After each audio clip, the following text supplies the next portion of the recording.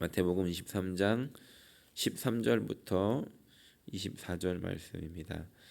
화 있을진저 외식하는 서기관들과 바리새인들이여, 너희는 천국 문을 사람들 앞에서 닫고 너희도 들어가지 않고 들어가려 하는 자도 들어가지 못하게 하는도다. 화 있을진저 외식하는 서기관들과 바리새인들이여, 너희는 교인 한 사람을 얻기 위하여 바다와 육지를 두루 다니다가 생기면 너희보다 배나 더 지옥 자식이 되게 하는도다. 화 있을진저 눈먼 인도자여, 너희가 말하되 누구든지 성전으로 맹세하면 아무 일 없거니와 성전에 금으로 맹세하면 지킬지라 하는도다. 어리석은 맹인들이여, 어느 것이 크냐, 그 금이냐, 그 금을 거룩하게 하는 성전이냐. 너희가 또 이르되 누구든지 제단으로 맹세하면 아무 일 없거니와 그 위에 있는 예물로 맹세하면 지킬지라 하는도다. 맹인들이여, 어느 것이 크냐, 그 예물이냐, 그 예물을 거룩하게 하는 제단이냐. 그러므로 제단으로 맹세하는 자는 제단과 그 위에 있는 모든 것으로 맹세하며, 또 성전으로 맹세하는 자는 성전과 그 안에 계신 이로 맹세하며, 또 하늘로 맹세하는 자는 하나님의 보좌와 그 위에 앉으신 이로 맹세함이니라. 화 있을진저 외식하는 서기관들과 바리새인들이여, 너희가 박하와 회향과 근처에 11조는 들이되 율법에 더 중한 바 정의와 긍휼과 믿음은 버렸도다. 그러나 이것도 행하고 저것도 버리지 말아야 할지니라. 맹인된 인도자여, 하루살이는 걸러내고 낙타는 삼키는도다. 아멘. 오늘부터 함께 나눌 말씀은 예수님께서 화 있을진저라고 시작하는 이런 말씀입니다. 예전에 한 토크쇼에서 연예인이었던 이 두 자매가 함께 출연을 해서 이야기를 나누는 것을 본 적이 있습니다.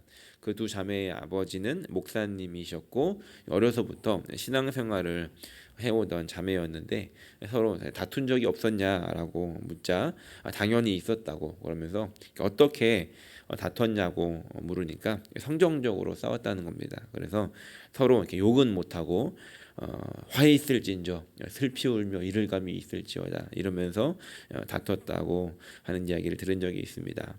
오늘부터 살펴볼 이 말씀은 예수님께서 화 있을진저로 시작하는 7개의 경고입니다. 이것을 저주라고 말하는 학자들도 있지만, 이 말씀을 하시는 예수님의 진짜 의도는 이들에게 완벽한 저주를 선포하신다기보다는 이 말씀을 제발 듣고 깨닫고 뉘우치기를 바라는 마음이셨을 것이다 라고 생각이 됩니다. 물론 이 말씀을 듣고 이 당시에 있었던 이 바리새인들과 서기관들이 깨달았을지는 모르겠지만, 적어도 오늘 우리가 이 말씀을 함께 읽으면서 우리가 깨닫고 만약에 이것들을 우리 안에 있었던 어려움들과 부족함들을 뉘우치게 된다면 예수님께서 의도하셨던 바가 이루어지는 것이 아니겠느냐라는 생각을 해보게 됩니다. 오늘 이 말씀을 우리가 함께 생각해 보게 될 때 내 안에 제거해야 될 것들이 있다라고 한다면, 이것들이 걸러진다라고 한다면 우리가 이것들을 하나님 앞에서 해결함을 받고 돌이키는 은혜가 있게 되시기를 예수님의 이름으로 간절히 축원합니다. 첫 번째는 13절의 말씀입니다. 화 있을진저 외식하는 서기관들과 바리새인들이여, 너희는 천국 문을 사람들 앞에서 닫고 너희도 들어가지 않고 들어가려 하는 자도 들어가지 못하게 하는도다라고 기록합니다. 당시에는 성경책을 아무나 소유할 수가 없었습니다. 물론 이제 구약 성경만 있었겠지만 값이 집 한 채보다 더 비싼 가격이었고, 그래서 보통 사람들은 소유하지 못한 채 일반인들은 회당에 가야 말씀을 듣고 어떻게 생겼는지 한번 볼 수 있었을 것입니다. 반면에 서기관들은 그 말씀을 소유했거나 적어도 쉽게 접할 수 있는 그런 사람들이었다는 겁니다. 그리고 이들이 하는 일은 그 안에 있는 율법들을 또 공부하고 또 옮겨 적고 또 이것들을 더 많이 알고 있는 그런 사람들이었다는 겁니다. 그런데 그들이 그 안에 있는 율법들을 사람들에게 보여지는 것들은 지키는 척 했지만, 실제로는 그들이 다 지킬 수 없었으면서 다 지키지 못하면서 또 사람들에게는 그것에 대해서 정죄를 했다는 겁니다. 그것을 지키지 못하는 사람들에게 이거는 이래서 이래야 되고 이거는 저렇게 지켜야 되고 이거는 이렇게 해야 된다라고 이야기는 했었지만 정작 그들 스스로도 지키지 못하면서 사람들에게 그것들을 정죄하며 마치 자신들은 그 천국문 앞에서 사람들에게 정죄해서 그들을 돌아가게 하고 자신도 지킬 수 없었기 때문에 그들도 들어가지 않으려 하는 그런 모습들이 그들 안에 있었다는 것입니다. 우리가 이 말씀을 함께 묵상하고 적용해 볼 때 우리 안에 이런 모습은 없었는지 한번 돌이키는 아침이 되기를 소원합니다. 우리가 말씀을 교회를 오래 다니고 말씀을 많이 들으면 어떤 것이 우리가 해야 되는 일이고 하지 말아야 되는 일들인가라는 것을 잘 알게 되죠.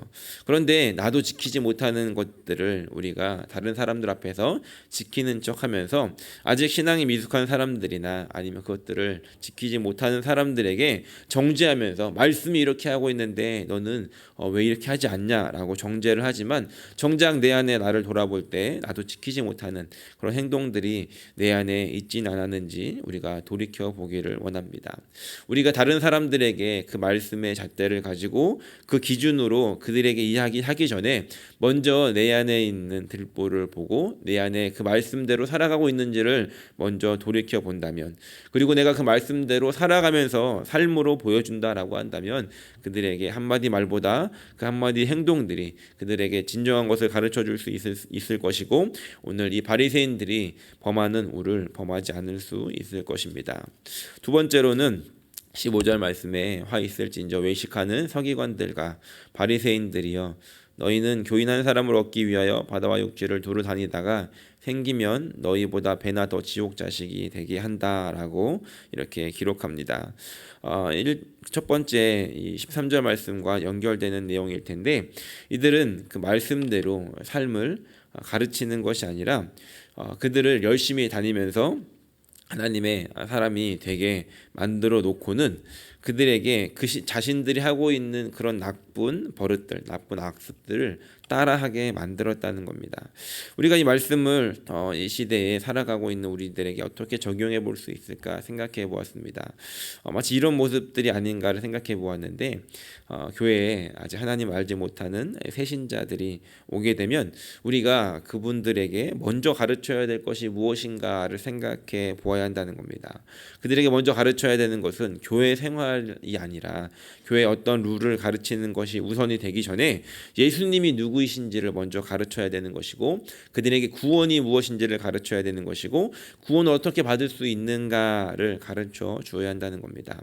얼마 전에 제가 담당하고 있는 고등부에 새로운 두 친구가 있었습니다. 그 두 친구는 태어나서 교회를 처음 와본 친구들이었습니다. 그런데 저희가 주일날 예배를 드리고 또 금요일 날에는 고등부 학생들을 이렇게 철야 예배를 저희 나름대로 드립니다. 그땐 조금 더 아이들이 기도하러 오는 시간이기 때문에 말씀도 조금 더 이제 강하게 얘기를 전파를 하고 또 같이 함께 통성 기도도 많이 하고 또 개인 기도하는 시간들도 주게 됩니다. 그런데 그 두 친구가 처음 오게 됐는데 제가 저희 주위에 이제 항상 크리스찬들이 있다 보니까 그런 친구들을 처음 봤는데 교회라고 하는 그 문화와 완전히 단절된 그런 친구들이었습니다. 심지어는 어떤 게 살다 보면 한 번쯤 들을 수 있는 노아의 방주 이야기라든가 선악과 일하기라든가 아담과 하와에 대한 이야기를 한 번도 들어보지 못했던 그런 친구들이었습니다.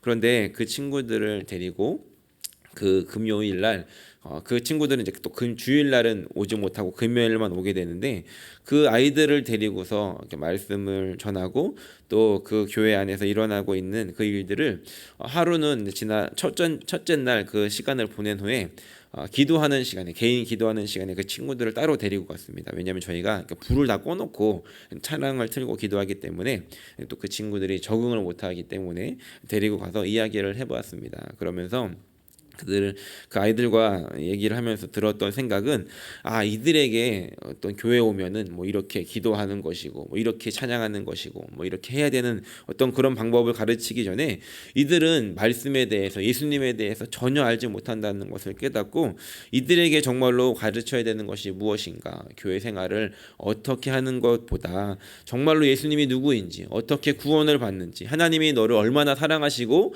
오늘 이 자리에 오기까지 어떤 은혜가 있었는지를 가르치는 것이 먼저이겠구나라는 생각을 하게 되었습니다. 그래서 그 친구들에게는 너희들은 어떻게 해도 된다. 와서 너희들이 자유롭게 하되 시간이 나면 나랑 계속해서 이야기를 나누며 하나님이 누구이신지를 더 많이 알아가자라고 도전을 준 적이 있습니다. 오늘 우리가 이 말씀을 다시 한번 적용하면서 누군가가 교회를 오게 되었을 때 그들에게 우리가 먼저 가르쳐야 되는 것이 무엇인지를 또 기억하고, 또 우리 주위에 있는 사람들에게 무엇을 먼저 우리가 나누어야 될지를 생각해보는 아침이 되기를 소원합니다.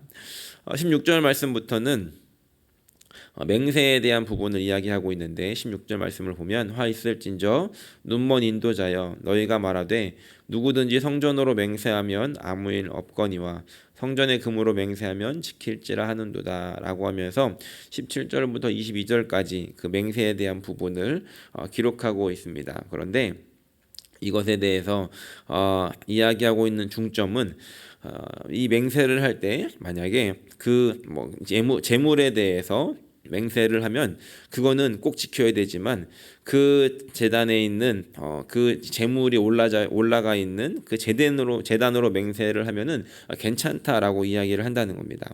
다시 말해서 이들은 어떤 것을 약속했는데 경제적인 이익, 너가 이렇게 헌금을 하기로 결정하지 않았느냐라고 했을 때 그것을 하지 못한다라고 한다면 이것을 막 푸시해서 맹세한 거니까 꼭 지켜야 돼라고 이야기를 했지만, 하나님의 말씀 앞에서 우리가 맹세했다라고 한다면 그것은 당장 그들의 손에는 경제적인 이익으로 잡히지 않기 때문에 그것은 괜찮다라고 하는 이런 모습들이 있었다는 것입니다. 이들이 맹세를 하는 것에 대해서 어느 것이 큰지를 그들은 생각하기 전에 그들의 눈앞에 보여지는 이익들, 내가 이것을 저 사람이 저 맹세를 지키게 함으로 인해서 나는 어떤 유익이 있을까, 나는 어떤 것을 붙잡을 수 있을까를 먼저 생각하는 그런 사리사욕과 그런 이해들이 먼저 앞섰기 때문에 그들이 바른 것들을 가르쳐주지 못했다는 것입니다. 그리고 23절부터 24절에는 또 이렇게 기록합니다. 화 있을진저 외식하는 서기관들과 바리새인들이여 너희가 박하와 회양과 근처에 11조는 들이되 율법에 더 중한 바 정의와 긍휼과 믿음은 버렸도다. 그러나 이것도 행하고 저것도 버리지 말아야 할지니라. 맹인된 인도자여 하루살이는 걸러내고 낙타는 삼키는도다 라고 이렇게 기록합니다. 먼저 24절 말씀부터 보면 이것은 예수님께서 언어 유희를 하고 있는 장면인데, 하루살이는 걸러내고 낙타는 삼키는도다라고 이야기합니다. 하루살이는 이 아람어로 갈마라고 갈마라는 단어를 사용하고, 낙타는 감나라고 하는 단어를 사용합니다. 비슷한 말이죠. 비슷한 단어를 가지고 예수님께서 말씀을 하시는 것인데, 이 바리새인들과 서기관들은 하루살이를 부정하다라고 생각을 했습니다. 그래서 혹시나 이 포도주를 마시게 될 때, 어떤 음료를 마시게 될 때 그 안에 하루살이가 빠져 있으면 그것을 부정하게 되는 것이기 때문에 그것들을 마실 때 꼭 체에 한번 걸러서 마셨다라고 합니다. 그러니까 굉장히 작은 것인데 그것들을 걸러서 마셨지만 정작 큰 낙타는 이들이 걸러내지 못하고 그것들을 삼키는 그런 일들이 있었다는 것입니다. 마치 이제 이런 것과 같은 것이죠. 그러니까 작은 것, 아주 세세한 것에는 집중을 하면서 이것을 범하지 않으려고 했지만 정작 중요한 것, 정작 큰 것은 그것을 놓치고 있는 부분들이 있었다는 것입니다. 제가 이 말씀을 묵상하면서 오늘날에 우리에게 어떻게 적용해 볼까 생각을 해봤습니다. 여러 가지 모습이 있겠지만 이런 비유를 들 수 있지 않을까 생각을 해보았는데, 주일날 저희가 교회를 오면 아침에 이제 들어올 때 주보를 나눠주지 않습니까? 그런데 예배에 와서 예배에 집중하지 못하고 오늘 주보에는 어떤 오타가 났나, 오늘 주보에는 뭐가 잘못 기록이 되어 있는지를 보느라고 정작 중요한 그 예배는 드리지 못하고, 만약에 거기에 오타가 있었다라고 한다면 그게 신경이 쓰여서 예배를 놓치게 되는 그런 모습들, 그런 예를 들지 않을까 생각을 해보았습니다. 이 당시에 이 바리새인들과 서기관들은 박하와 회향과 근처에 11조는 드렸다라고 합니다. 집에다가 텃밭에 심어놓고 자라나는 그 풀 한 포기까지 이 11조를 계산해서 낼 정도로 세세한 것은 신경을 썼지만, 정작 율법에서 말하고 있는 정의와 긍휼과 믿음, 가장 집중해야 되는 것은 저버린 채 그들은 그 작은 것에 집중하고 있었다는 것입니다. 예수님께서 이것에 대해서 말씀하시기를 23절 후반에 그러나 이것도 행하고 저것도 버리지 말아야 할지니라 라고 말씀하십니다.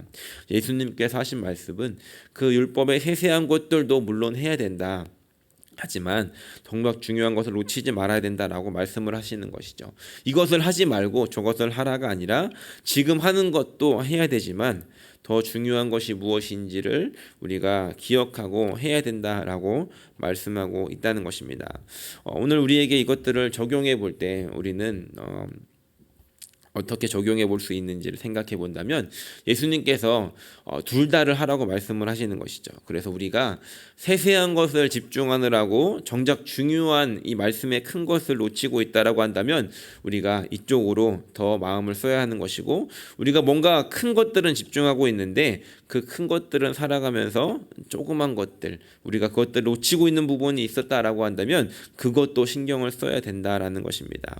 우리의 삶 속에서 우리가 신앙생활을 할 때 우리는 어디에 집중을 하고 있었는지 한번 돌아본 아침이 되기를 소원합니다. 우리가 정말로 중요하고 놓치지 말아야 될 것, 하나님과의 관계, 그리고 그 말씀, 그것들을 우리가 놓치고 있었다라고 한다면 그것들을 놓친 채 우리가 교회 생활을 어떻게 해야 되는 것인가에만 집중하고 있었다라고 한다면 그것은 계속해서 하되 정말 중요한 것들은 놓치지 말아야 할 것이고, 또 우리가 그 예배와 너는 말씀에는 집중을 하였지만 그 작은 것들, 우리의 삶을 돌아보지 못한 채 그것들은 그대로 놔두고 있었다라고 한다면 이제는 우리 삶 속에서 하나님께서 원하시는 그런 디테일한 부분들이 무엇인가를 생각해보고 또 그것들을 돌이켜보고 지켜가는 그런 모습들이 있어야 한다는 것입니다. 말씀을 정리합니다. 오늘 이 말씀을 통해서 우리의 삶을 다시 한번 돌이키는 아침이 되기를 소원합니다. 우리가 잘하고 있었던 것은 무엇인지, 또 못하고 있었던 것은 무엇인지, 못하고 있었던 것들이 있다라고 한다면 다시 한번 말씀의 기준을 삼아 그것들을 주님 앞으로 돌이키고, 또 우리의 삶 속에서 다른 사람들에게 우리가 무엇을 강요하고 또 무엇을 알리고 무엇을 전하고 있었는지를 돌아보면서 그 안에 정말로 놓치지 말아야 될 것들을 우리가 놓치지 않고 그들에게 전달할 수 있는 그런 축복의 통로가 될 수 있는 저 여러분들이 되시기를 예수님의 이름으로 간절히 축원합니다.